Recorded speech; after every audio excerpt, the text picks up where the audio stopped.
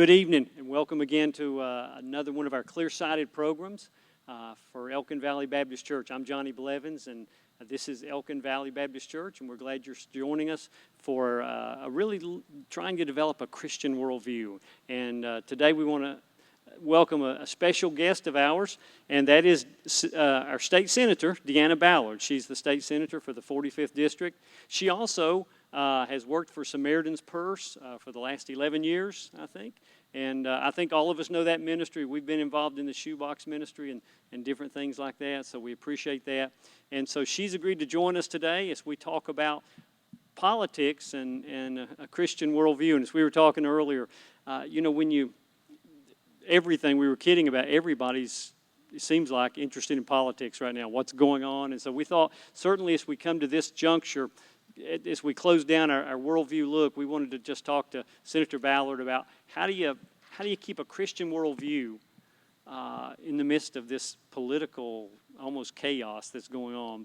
But before we get there, I want to give Senator Ballard just a chance to introduce herself. Tell us just a little bit about herself, and so tell us a little bit about yourself. Well, thank you, Johnny. It's really just a joy to spend a little time with you and to share in this conversation during these, dynamic and unusual times for sure. But for those of you who may not know me, I'm sure there's many of you that don't, I have represented the state senate here in Northwest North Carolina for the last 4 years. My most recent term currently, I serve Allegheny, Ashe, Watauga, Surry, and Wilkes County, and I serve about 55% of Surry County, so a little over half. But yeah, I was born and raised in Lincoln County, North Carolina, to a mom and a dad who have just really instilled just a lot of hard work ethic and biblical values into my life growing up. My dad was a logger. It's a family-owned logging business. He just retired last year, and my mom was a school teacher and worked in the Lincoln County public school systems for I think a little over 26 years too. So just really love just the home that I grew up in and just kind of the salt of the earth. I feel like that my parents have always been. They've really demonstrated just those qualities and the character of Christ in my life, and I've been very fortunate in that regard. And I do have two brothers that I will claim. I have an older brother and a younger brother. One has my younger brother served in the military and just retired after 20 years, and then my older brother lives not far from my parents and has two boys of his own as well. So he, of course, actually works in the lumber industry too. So we're a logging type family, I suppose, and really enjoy it. That's great. Well, appreciate you introducing yourself to us, and thank you for taking the time to be with us. This is my first chance to meet Senator Ballard. I've emailed her several times. She may have gotten tired of me emailing her, but anyway, just asked her to come down. She was willing to do this. And let me ask you this. Tell us about how you got involved in politics. I know, like you said, you've done different things, but you're working with Samaritan's Purse now. What led you to get maybe more involved and even to run for office? How did that journey go? Well, that's kind of a long story. Okay. But I did actually, I went to college in Nashville, Tennessee, Belmont University. It's just a small private Christian school back in the late 90s. I'm going to show my age there a little bit. But in college, I actually had a college roommate whose dad was running for U.S. Congress out of South Carolina his name is Jim DeMint. And I was able to, I went down, we would volunteer on the weekends sometimes in Greenville, like holding signs on the sidewalk, we'd make phone calls. And I guess you could say, over the course of my college career, I got bit by the bug a little bit in politics. And that family really demonstrated to me just the heart and the genuineness of just service and the call to service and walking that out, in a prayerful way and in a biblical context. And so I think for me that just sort of struck a chord. And it was wonderful to see kind of a Christian gentleman, a businessman, really step up and do something he's never done before too. The first time I met him and worked with him, he was working. It was the first time he'd ever run for office, wow. I believe. So I guess in college, I kind of had a taste of it. Well, I didn't really think anything I got more about it maybe after college. I went and got a job, you graduate, dad's all like, you need to go get that job, making sure, bringing in that income. And so I got a job. I came back to Charlotte, worked, but President Bush came to Charlotte in 2002 for an event. I volunteered at the event, and this is George W. Bush. And next thing you know, I get a call, and the advance team that I had been working with were basically like, hey, you did a great job. Would you be interested in doing anything more? I said, sure. And within 2 weeks, I had received a call from the Vice President's office, Vice President Cheney's office, to go do a trip in Tulsa, Oklahoma. At the time, I had a contract job, and so I was able to have some flexibility with the schedule and was able to go and do and to serve and to volunteer. They pay for your expenses. You receive a per diem, but it is not like a salaried position or anything like that. That just turned into one thing after another. And so that was in 2002. I did multiple trips that summer, led to a full-time job in late fall of 2002 in D.C. with George W. Bush administration. So for the next 7.5 years, I served in the administration in the U.S. Department of Education, began traveling for the president for full-time, doing advanced trips as well, and worked on the president's campaign in 2004. It just really kind of turned into, I've a lot of surprises and a kind of adventure along the way. I served in the second term of George W. Bush as well in the White House, had an office in the East Wing, was blessed to be able to travel and just really see the world. And I was really, really just fortunate to be able to have President George W. Bush and Mrs. Laura Bush just set just a solid example of leadership and just graciousness and generosity of their time and their work, and with so many different people just across the board. So I think having those examples, and even having the examples of the senior staff that I worked with in the White House, of just humility and just seeing things through and being responsible and yet being kind and professional through it all, really, really just made an impression on me. I mean, really conditioned me in a lot of ways for my future, job, even in management elsewhere. Mm-hmm. So, in 2009, President George W. Bush is no longer in office, so I'm unemployed.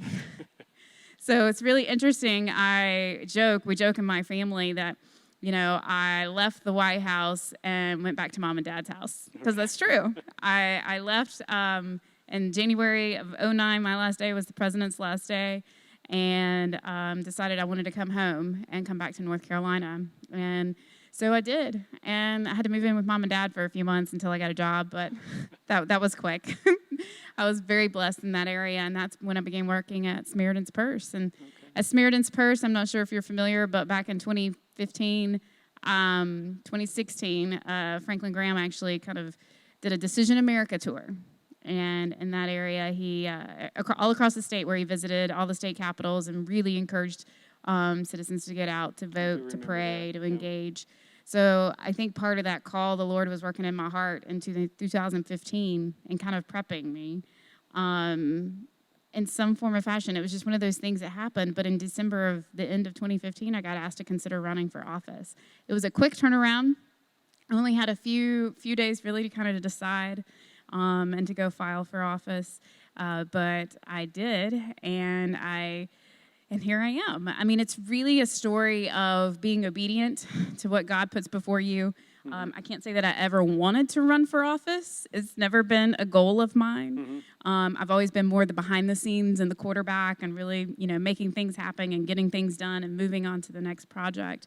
But I really was prayerful when I was asked about it. For some reason, the Lord had just kind of laid that on my heart. And so prayed through it. He used scripture to really kind of confirm for me, okay, take this step. But part of the promise that he gave me was actually out of Judges with Gideon, where he just promised Gideon, I am with you, O mighty man of valor. And he even told him not once but twice, like, surely I am with you.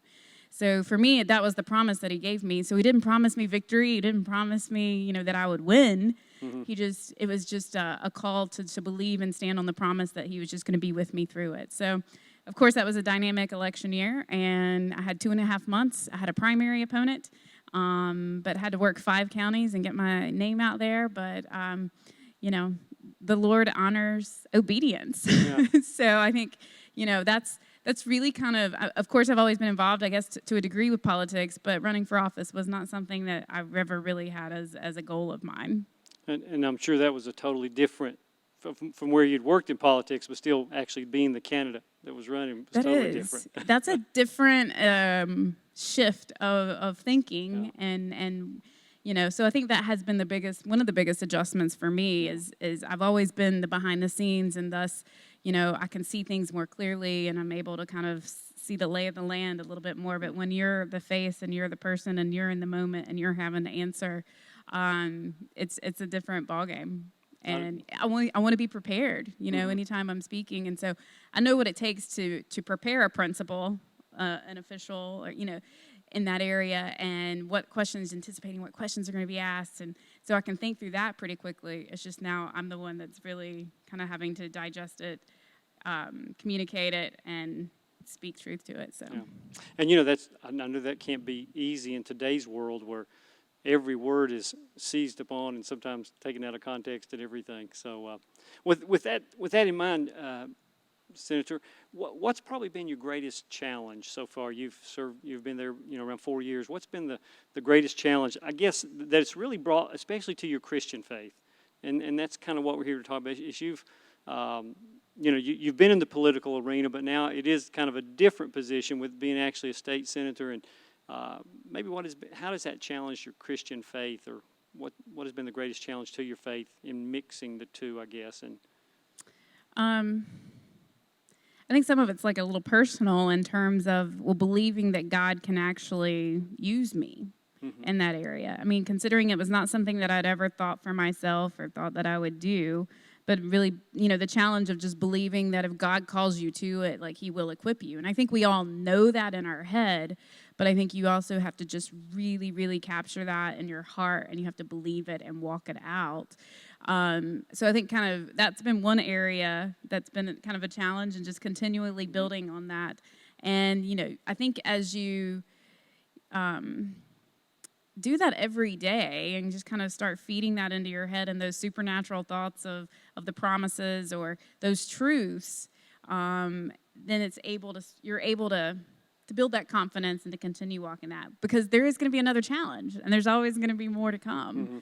So I think another challenge, I mean, to be honest, is also just really building trust, and who to build trust with, and who are you surrounding yourself with. And I tell young people this all the time in high school students when I'm talking with them, and just how important it is to surround yourself with people that are really going to build you up and invest in you, be honest with you, and be truthful with you, who that you can count on. So really being mindful of like who your friends are, and knowing who to call on to pray with you over an issue, or that's something, a really difficult conversation, or that's really hard to do. So it's challenging to maybe always identify those people who think are looking out for you and your best interests, and who want to just genuinely support you, and maybe not ask anything of you or from you, or if there's some ulterior motive or some game that's being played. So that can be a challenge. Sometimes it's challenging to be able to speak out and to speak up in terms of we're so drowned out sometimes by just media and the negativity, and it's challenging to be able to get true information and true data out to our community and to the citizens and to families just about different things. Sometimes it's dollar related funding amounts that's in the state budget, or sometimes it's about policy regarding, law enforcement or our correctional facilities or education related topics. I mean, it's just a gamut, a wide range of issues that my hands are in every day. So I would say sometimes the challenge is being able to overcome all that's coming against you just with the noise of the current state of affairs, and ensuring our people are educated and informed on what's going on. I can see those being real challenges, especially the communication one. There's so many forms of communication, and communication in today's world can be manipulated real easy. People take certain words, they can edit certain things and make it look like you almost say something you don't, so that's it. And then the trust factor. Yeah, and I'm just reminded sitting here too that when you think through Scripture, and I do this a lot, I try to recall, study, and meditate on Scripture where God has used people beyond what, they believed that how they could be used and what they could be used to. So, there's so many examples of that in Scripture with David. David didn't have the ability to really, overcome Goliath. That was really the Lord. Shadrach, Meshach, and Abednego, they didn't have, the resources, to be unburned and walk out of the fire. That was really the Lord preserving them. Yeah. So there's just so many, the wall of Jericho. And so, it's just, I'm always constantly trying to just feed off how the Lord has been faithful to so many people even prior to us, and even how he's been faithful to me previously in my own life, just to reiterate that promise too. That's great. Well, with that, and following up on that a little bit, when we think about a Christian worldview, and you're, especially in the political world and Raleigh and so forth, how does having a Christian worldview, how does that impact how you try to look at the differing issues that you have to deal with and everything? How would you say, as we look at them, we can sometimes look through selfish means. As we say, wait a minute, how is this going to impact me? How much money am I going to get if this happens or that happens? But it should be different as Christians. Rather than looking through maybe a self-centered or a worldly point of view, it's through a biblical worldview, and that's kind of what we're trying to develop. How does that affect how you look at issues? Well, I look at, I ask myself questions. I ask myself questions that go to the truth of the matter. I think that's kind of like, a biblical worldview would go to the truth of creation. It goes to the fall of man, to redemption, to the purpose of man. So I think you really kind of have to just dig into those questions and asking more and more about, well, what does Scripture say about this? How can I stand for truth in this area? And knowing, what my constituents have actually voted and elected me to do based on what they know and how I believe and what I've stood on as well. So it's just a matter of, I think, really digging deep, asking those questions, being super prayerful about how to maybe tackle those hard conversations. I would say, you have to look at it. There's all sorts of sectors that you look like through education, and the teaching of creation and the truth of creation, and how do you balance or how do you work through that conversation with students? You can talk through it through economics, and the labor force, and what does the Lord say about the diligence of work? And how do we value human dignity in that area? And then how much do we, rely on our community and other resources to help support us, and not necessarily, government. You kind of just really have to understand some of those biblical principles going into that, and just factor that into those conversations. So that's great, and I think that's absolutely critical. Now, let me ask you this: in today's world, it seems like there's a lot of pushback, I guess, against the Christian worldview, almost, separation of church and state, and so when you think about that, how challenging is it to keep that Christian worldview, in that political world? Is there a lot of pushback when you try? And I know we're not trying to hit people over the head with the Bible, but at the same time, that viewpoint that I'm seeing this from a different perspective than maybe someone who's an atheist. I think you're always going to have pushback no matter, what you believe. I'm probably going to push back on someone who might believe differently than me, and that's just because it's, I'm trying to also understand where they're coming from and how to relay what I believe to be true to them. So I think it's challenging. I guess I'm used to some pushback and used to opposition that you really, really just need to be strong and continue to plow through that and to push through that. And you don't have to do that in a defensive and condescending and judgmental sort of attitude or manner. I think there are ways to have conversations or speak into those hard conversations with an attitude of grace but yet firmness as well. So I think there's a fine balance there, but I think that also comes through an intimate relationship and walk with the Lord, and knowing how He can balance out and, sort of smooth out some of those edges if you have some, in those conversations too. So it's definitely challenging, and I think everyone can attest to that. I think a lot of school students, I have nieces and nephews, and I have nephews, but I have what I call bonus nieces. that talked to me about that too. I'm really like, trying to understand how do I speak into that? How do I help him? Or how do I, and I'm always encouraging them to be prayerful about it too. So I think there's a lot of, and that's not something you do flippantly or dismissively at all. And that's serious. I mean, prayer is like the most valuable thing I think we can do for one another. And as we conquer and try to conquer our days. So I think there's just a lot of overwhelming conversations and things just going on right now that definitely deserve rightfully the amount of prayer that we put into it. I tell you what, that's so helpful, and because there's so much anger, it seems like, in our world today, and everyone wants to, it seems like, scream without listening. And said, I think they have the conversations, but we can be strong and yet be graceful. We can be loving. We can believe what we believe, but that doesn't mean we have to be argumentative or I guess you would say unchristian in those ways. I appreciate that. Right, and I think it's I'm just like everyone in this, in your church. I'm just an elected. My job is different, and so we all have different jobs, and we all encounter different challenges. But it's really the same questions and attitude of like, well, how do I treat my neighbor? How can I behave? What is the attitude that I need to kind of embrace and to take on? And so I apply that, when I'm in the chamber, when I'm negotiating with another member, to when I'm with a constituent, to when I'm at my job at Samaritan's Purse, to when I'm with my family and friends. So I really think those are just principles that we all live by, no matter kind of what we do or what world we're in as believers. Yeah, great. Well, moving in a different direction before our time runs out, what do you think are some of the major challenges, most major challenges, I guess, facing our state and our nation today?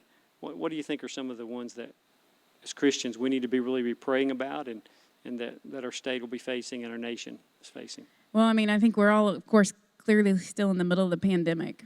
And, the uncertainty of what that continues to look like. I think that's extremely serious. I think it's always important to pray for government leaders and your leadership, local leadership as well in your county and in your municipality, your school boards. Everyone needs to just really cover all of that. Your judges and the judicial branch, which we often sort of put off over here and don't maybe probably give it the priority and the intentionality that it deserves in our prayer walk. So those are just, I think, leadership. I think, of course, the pandemic. There's just a constant, continuing the racism aspect. I think a lot of topics that you've covered in your conversations like this are all challenges that the state continues to face. And I think, from speaking from a financial standpoint, the state budget.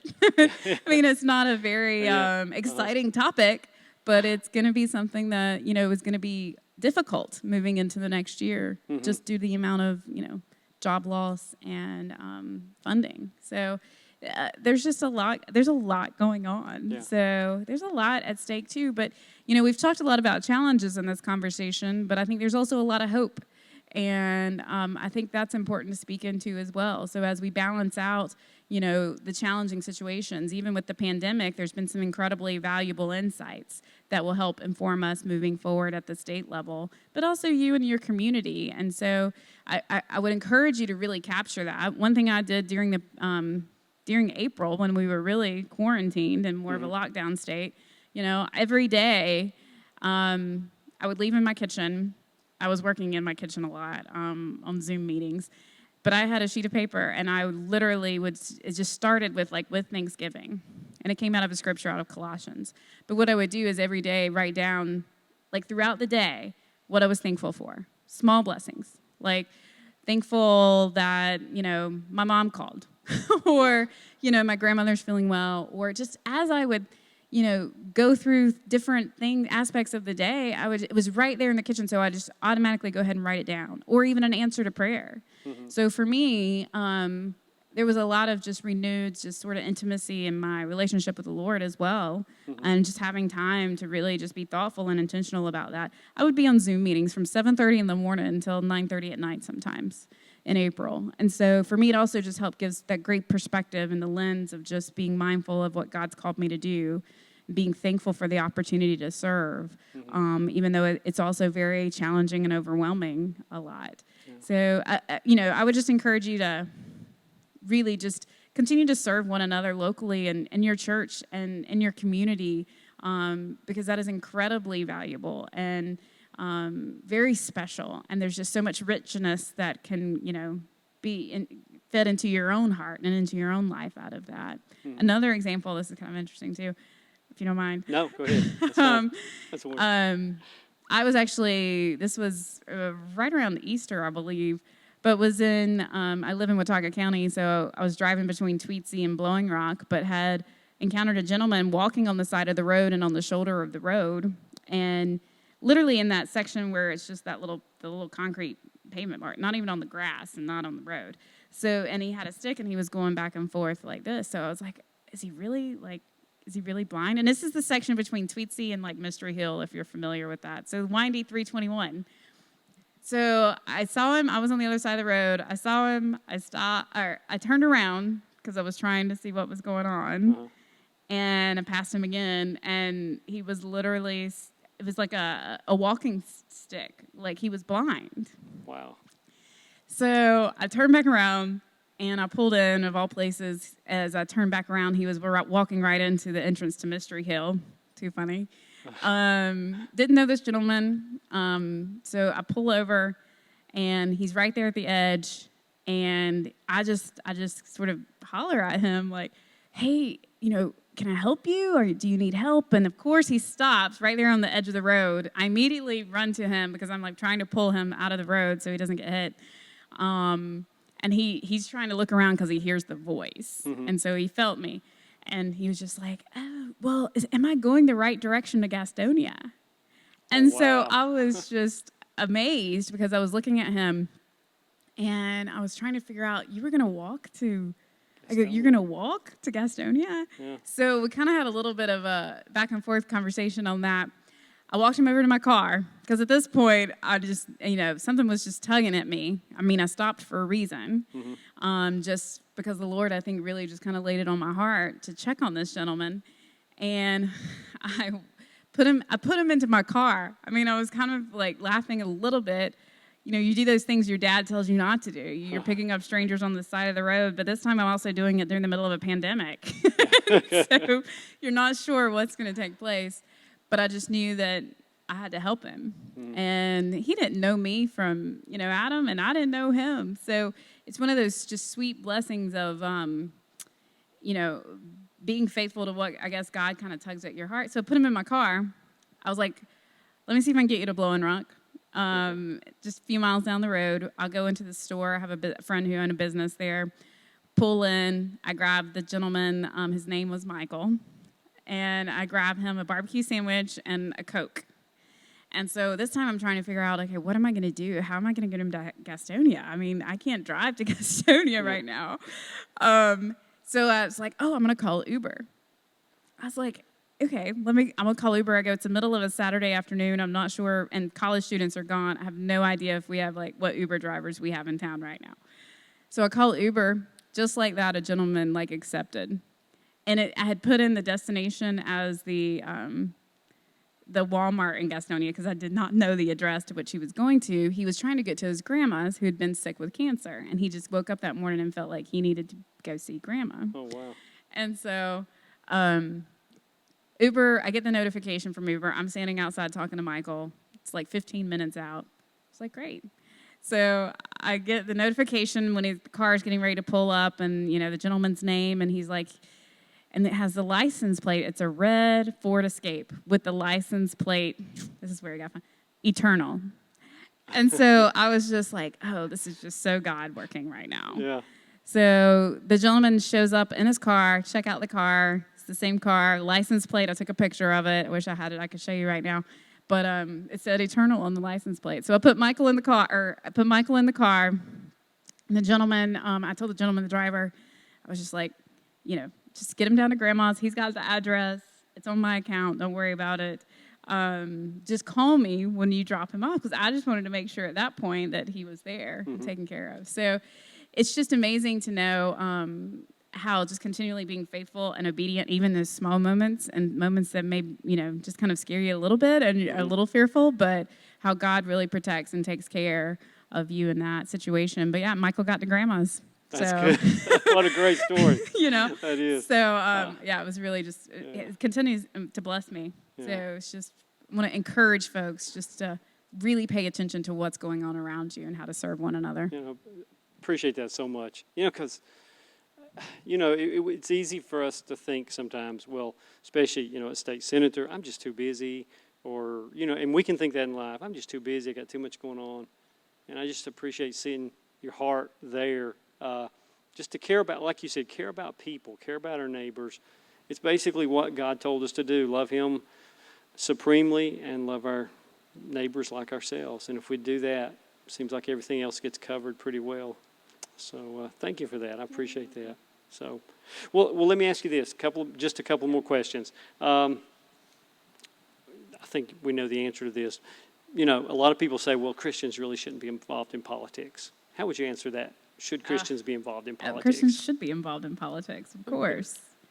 I mean, or else if you're not involved and if you're not stepping up, I mean, that doesn't mean just because, it doesn't mean you have to run for office. I mean, it means really, kind of engage locally what's going on in your town and in your county, what's going on at your state and your state level, because those individuals who are elected into office are making decisions that affect things that trickle down to your region and to your area. So that includes especially dollar amounts, that includes education, that includes education policy, that includes healthcare, that includes transportation and road projects. So if you want to really ensure that your money is really being used in the manner in which it needs to be used and getting to those needs, those families and those communities that need help, and parts of your county that need improved roads, or, I mean, those, you really need to ensure that you're electing the right individuals into those positions. And so you need to pay attention and to be mindful of that. And I think more Christians should run. I think that we should be bold and we should be active, and we shouldn't be doubtful, and we shouldn't be afraid of being shamed necessarily for our faith and for our beliefs. Because I think, if God's in it, I mean, God's gonna walk you through it, and it's gonna be hard. It's not easy, but it is, I guess, kind of in a sense, a little bit of a joyful responsibility, and so. Yeah, that's good. And like you said, not everyone is going to be called to run for office, but some are. God, I think believers need to be willing to step out and be used of God. But at the same time, even if we're not, we can stay educated. We can also, connect with our leaders. And I think we can share, what we're thinking. I would say we can do it in a nice way.